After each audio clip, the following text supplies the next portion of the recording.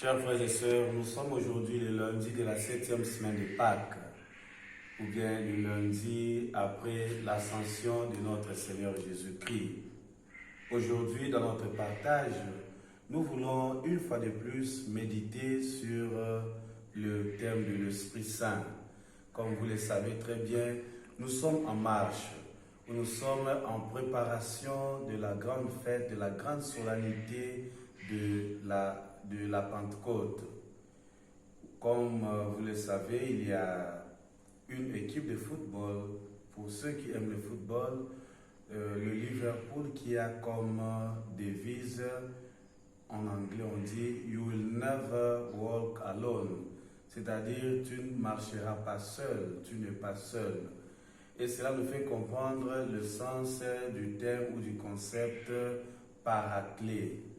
Paraclet qui est composé du mot para et kaleo, c'est-à-dire l'esprit est à nos côtés, l'esprit marche avec nous.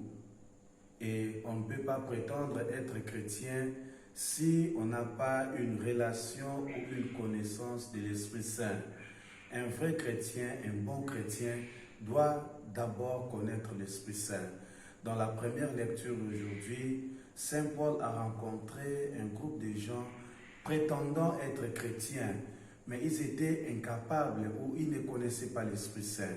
Alors Paul pose la question, connaissez-vous l'Esprit Saint? Et ces gens diront, nous n'avons jamais appris parler de l'Esprit Saint. Or, pour nous, pour être chrétiens, pour affirmer notre foi, nous devons réellement appartenir ou connaître à l'Esprit Saint. Car l'Esprit est à l'œuvre. C'est l'Esprit qui fait de nous les enfants de Dieu. C'est l'Esprit qui nous donne l'intelligence et c'est l'Esprit qui nous défend. Dans l'évangile d'aujourd'hui, chers frères et sœurs, Jésus fait une fois de plus une expérience de déception. Déception parce que ses disciples semblent ne pas les reconnaître comme le Messie ou le Fils de Dieu. Ils vont dire, c'est maintenant que nous pouvons comprendre ton discours, nous pouvons comprendre ce que tu voulais réellement dire. Or, Jésus était avec eux et Jésus a toujours reproché à ses disciples à propos de leur lenteur à croire. Et Jésus n'a pas besoin de témoignage de quelqu'un puisqu'il est en communion avec son Père. Chers frères et sœurs, laissons l'Esprit nous guider et surtout laissons l'Esprit être en œuvre en nous.